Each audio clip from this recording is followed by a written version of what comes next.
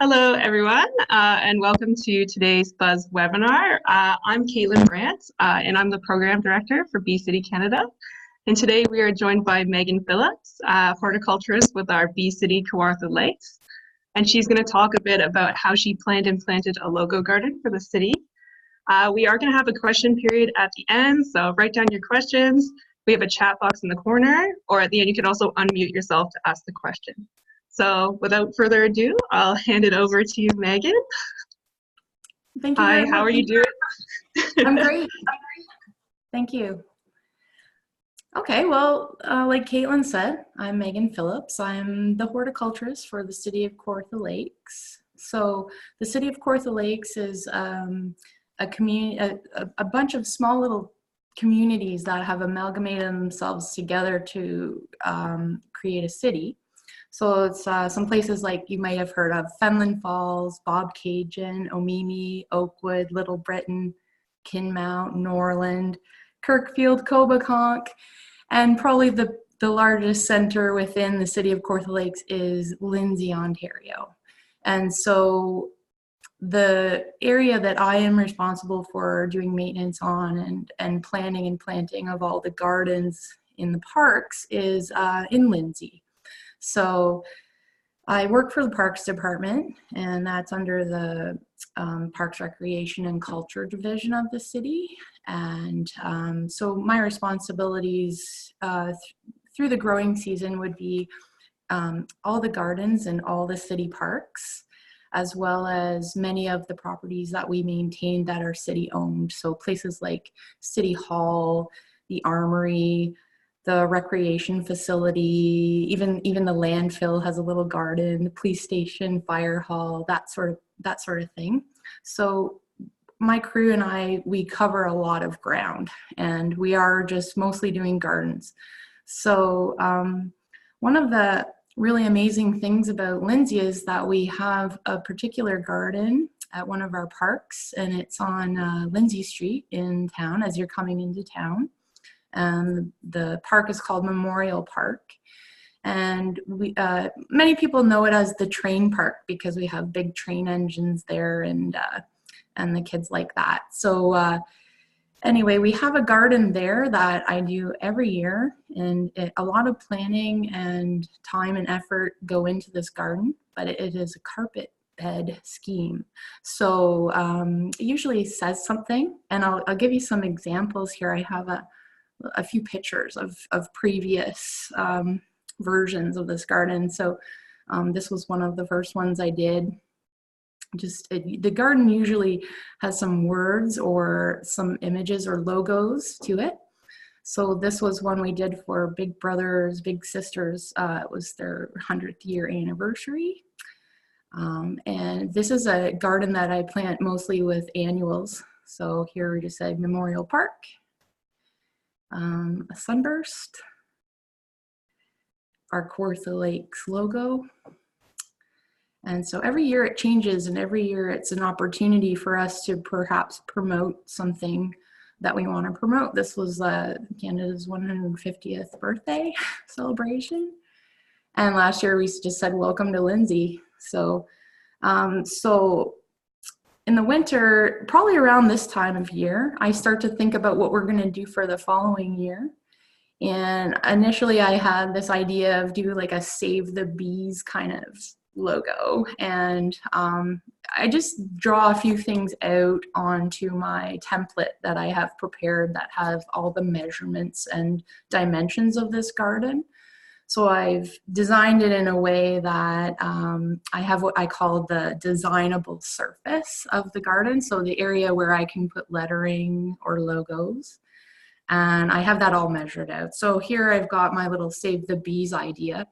And when I present that to my supervisor, he said, well, you know, we are a bee city now. We've joined with that organization. We're trying to do plantings and things around within the parks that are helpful for the pollinators. So perhaps like reach out to Bee City and see if we can do their logo and their font. And so I did. I called Shelly, and she very graciously sent me the artwork over. So I added that to my little drawing, and we decided to go forward with the Bee City design. So I get that little rough draft done on the paper, and I then take it to a sign shop in town. And what they do is they do it properly, and their graphic designers put it into a program. And what they're able to create for me is a life-sized stencil. So they just print it on paper, and I take the big, huge sheet and I roll it out onto a plywood. And then, so I usually at that point, I'm doing that early in the spring when I have a lot of seasonal helpers that come back and help me. So a lot of students are people that make up my crew. So we'll roll out this design that the sign shop's printed off for me, actual life-size version, and I roll it out on the plywood, and then the students trace it for me, and then we cut it with a jigsaw. And what that does is just gives us a template and a very perfectly a perfect representation of what we want on the garden. So it makes it easier. So here they have cut out the stencil. This is the Bee City in our shop, and there's the logo on the floor. And so every year we make a stencil, and that just helps it keep the correct proportions. So I always do my ordering, again, around this time, my planning for the next year. I do that this time of year. We get all our plants in one large shipment. And when I say plants, I usually mean annuals, but certainly I do have a lot of perennial gardens and that as well. But in this case, we're talking about mostly annuals. So here's an example of some of the ones I planted in the garden at Memorial Park this year. And with the carpet bedding scheme, you know, when you're trying to make words out of plants and they grow and they are not square, it's helpful to use specific plants. So always in my carpet bedding schemes, I'm using fibrous begonias, dusty millers, and alternanthras that I can trim. So I had to keep those in, even though I know those aren't necessarily pollinator favorites. But just to get the logo and the design and the lettering there, I use those plants. But the luxury of doing the Bee City garden was I was very excited to do the surrounds, all of the plants I put surrounding the logo, because I knew that just by choosing and selecting certain pollinator favorites, I could create something beautiful. So here we have an example of when we've got our stencil laid onto the garden. That takes a little while, actually. I you know, move it around, make sure it's perfect. This particular garden is the type of garden that many people are viewing just as they drive by out at the road, as they drive by the park. So it's important to me that you can recognize what it's supposed to be at a glance as you're driving by. So we spend quite a bit of time just centering and getting the logo and the lettering in the correct position. You know, I run out to the road, I have a look, I come back, we move things around. So here we've got the stencil placed on the garden, and I just use some bamboo stakes or little dowels to stake it in there. And my crew, you can see them there. They're just taking the plants out of their cell packs, getting ready for planting. This next photo, we are starting to plant. So what we do is we do the surround around the stencil first. And then once we've got the outline done, we're able to pull the stencil off and fill in the center. So they're working on the Bee City portion of the lettering there.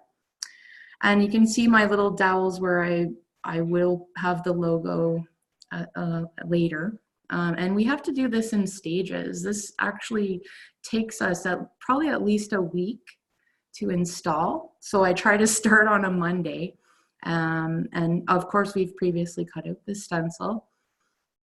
And in this case, I did plant some of the surrounding plants up in the top level prior to doing the logo.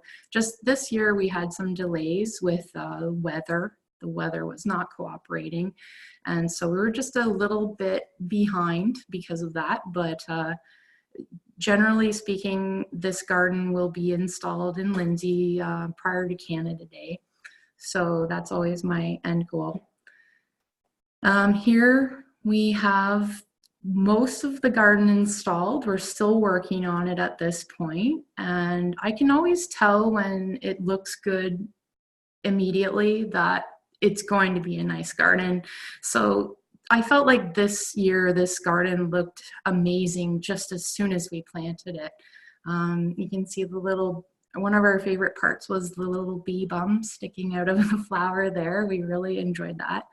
And here we've completed it. So this is when it is first planted, initially finished. I did come back later and put a little bit of mulch or compost around the lettering in the negative spaces. But certainly throughout the season, we continue to water and fertilize all these plants. And I do wind up trimming the lettering and sometimes logo areas a little bit as it grows in and as it fills in. But as you can see right from the get-go, it was quite full and looking really good. So now I think, yes, so this is a later picture of when it has all grown up and it's immensely colorful. It just was a joy to us to come to this garden and see the literal beehive of activity of all the pollinators on this garden, butterflies, bees, little flies, and certainly the selection of annuals that we have in the surrounds around the logo were the plants that were attracting everybody to them. And I have a list of those plants if you're interested to know them. But it was very colorful, very beautiful. And so we get this photo done. We have a bucket truck. Our arborists have a bucket truck with the city, and I just always ask them to take a picture for me from that elevation, and it just turns out really great.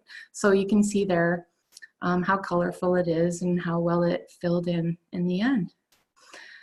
So here I just have a few more close-up photos of, here's a bumblebee on a zinnia. But the flowers were gorgeous, and definitely so much activity on it. Really made me aware of how if we choose wisely, we can really help encourage our pollinators, even with our annual selection. So of course we're gonna wanna have our native perennials as our basis for our habitats, but a few additions of some nice colorful annuals, it can help as well. And definitely there's lots of nectar there. There's lots of pollen there for the bees to enjoy. Here's some cosmos, cleome. This is called convolvulus. It's very nice, very showy. And there's a little bit of alyssum in the background. And here's just kind of a close-up of some of the plants up in the top. Salvias and sunflowers. And this is later, just prior to us. In fact, we might be ripping out some of the things here. I think some of the zinnias had some frost at this point. So right up until the end, this garden was amazing. And even at this point, I could see little things sheltering on these plants, and it was quite a joy. So I really enjoyed doing this garden for Bee City, and I hope you guys can get the idea of how it looked. And here we are, unfortunately, ripping it out when it was all said and done. So that's about it. These are some of the sunflower heads I managed to harvest off that garden. So that's about it for my presentation, and I'll gladly answer any questions you have, and we can go from there. Good. Thank you so much, Megan. No problem. That was really, really great. Yeah, okay. I really loved it. We'll give a minute for everybody to ask their questions. I actually have a question for you. Yeah. I was wondering, how long do they last? Like, is it the whole summer that you keep the gardens, or Yeah, just a so part? the nature of this garden is just that it is an annual garden. So it's usually once we start to get frosts, and that just depends on the weather. So, you know, it could go longer. This year we sort of had some early frosts. So I try to leave it Yeah. as long as I possibly can because a lot of effort goes into it. So essentially once frosts start to hit, that's about when it's over. So whatever date that'll be. Yeah. Yeah, so to answer that, yes, it's just one season and it's from, you know, from spring till fall. And that's about how long it lasts. Yeah. Mm-hmm. That's awesome. Yeah. I did take a short video of it, which I Oh, think helps show it better. Let me just try to find that here. Okay, I can show that if you want now. Would that work? yeah, for sure. Okay. Okay, sorry, bear with me. Right. No problem. Let's see here. Yes, okay. That's the video. Let me.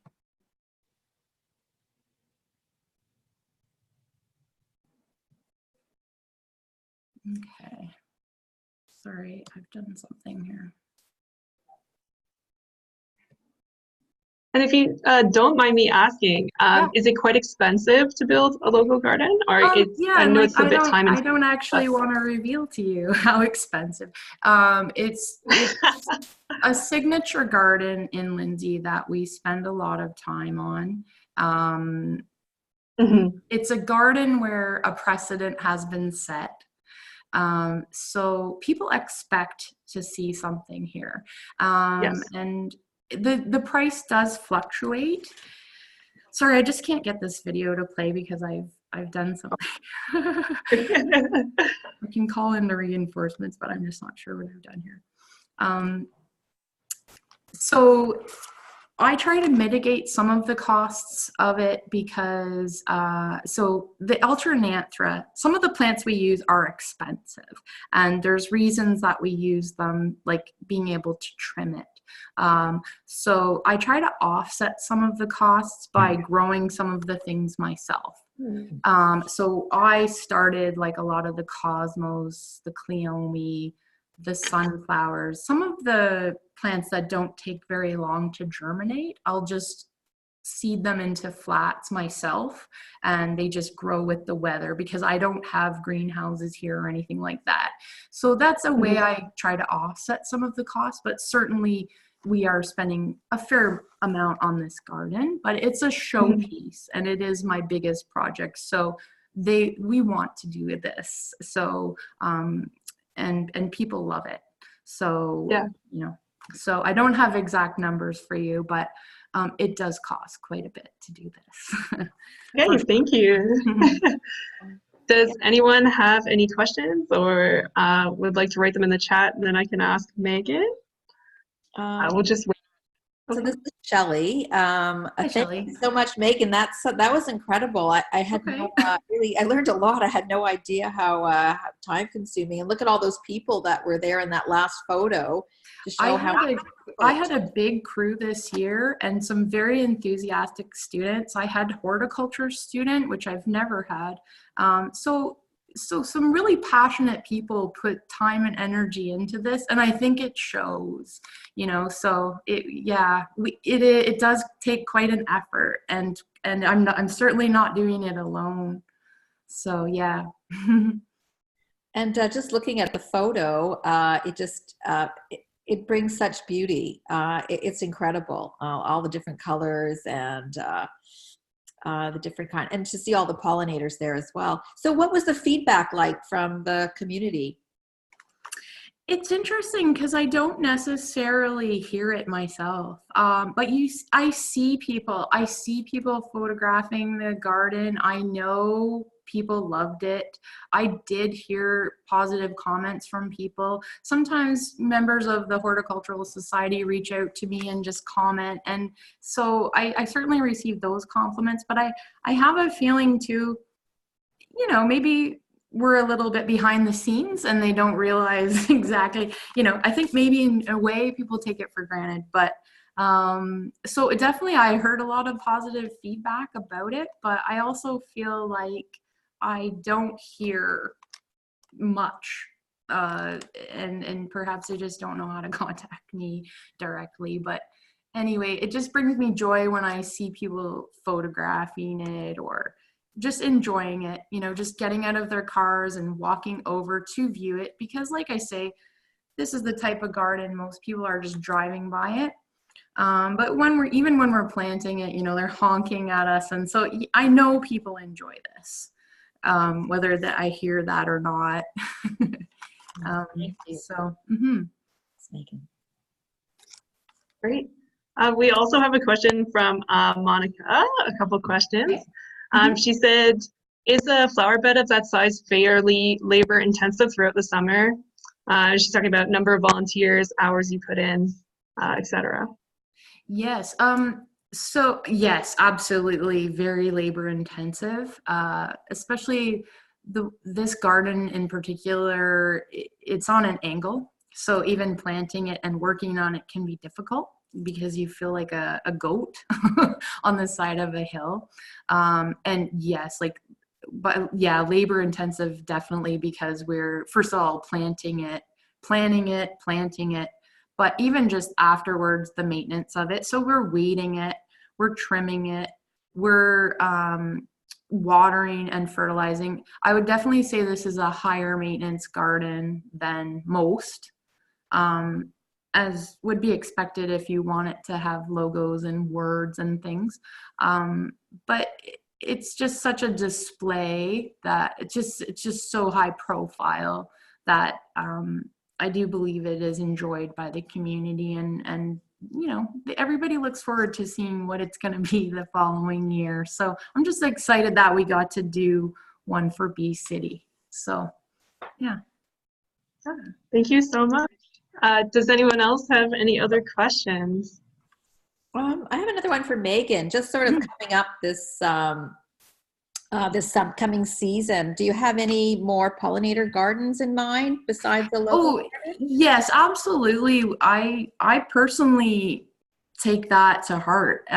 So we have areas around town that I've tried to create pollinator habitat, and we even have areas where we leave it fallow to encourage the pollinators. So even though the focus of this talk has been about this particular garden, and I know it's an annual garden, but absolutely 100% I have other areas where I have native perennials.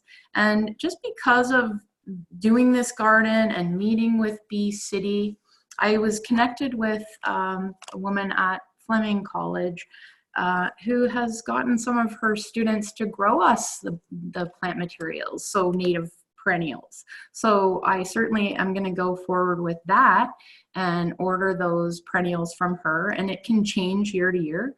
But we did an installation at the police station this year in Lindsay that was mainly pollinator favorites in terms of the native perennials that we were planting there. So whenever I have a new installation that I have to work on, I definitely keep that in mind and select my perennials, because I have control of that and I have the choices there. So I just try to always use as many natives as I possibly can. So I'm doing many things. So certainly all around town and other parks, we have lots more native gardens and perennial gardens. And in Lindsay right now, a lot of our parks are under renovation. So going forward, I hope to continue that and increase that even. So yes, absolutely. I definitely have other plans and other projects happening outside of just this particular garden. So yes. Okay, that's great. I'll just ask one more time if anyone has any questions, if they want to send any more in, and we'll just give you guys a second. Thank you so much, by the way, Megan. It was a great presentation. I really No liked problem. I can't get my video to play. I'm sorry, but it. Don't worry. Anyway, you get the idea. For sure. I love the pictures from the bucket too, the bucket truck. It's an interesting view. All right. I think that we are good. I don't think anyone else has any more questions. Shelley, do you have any more questions? No, just really want to thank you, Megan, again. I can, yeah, just say hi. Hi. We always speak, but we don't get to see each other. So yeah, I wanted to, again, to thank you so much. And it's just looking at those photos, just thinking, wow, here we are in November, and just like, whoa, when's it going to come back? I know, it's already sad. No, I appreciate the opportunity, Shelley. I really enjoyed doing this one, and I'm glad I could help in any way. And I wish you continued success. Yeah, you'll inspire other cities to do the same. We'll make sure we get those photos out to the other cities to say, oh, what are you planning? Exactly. Yeah, I'd like to see it too. So great. Thank you so much. All right. Thanks again, Megan. No Thank problem. you. No problem. All right. Goodbye, everyone. Have a great day. Bye. Bye.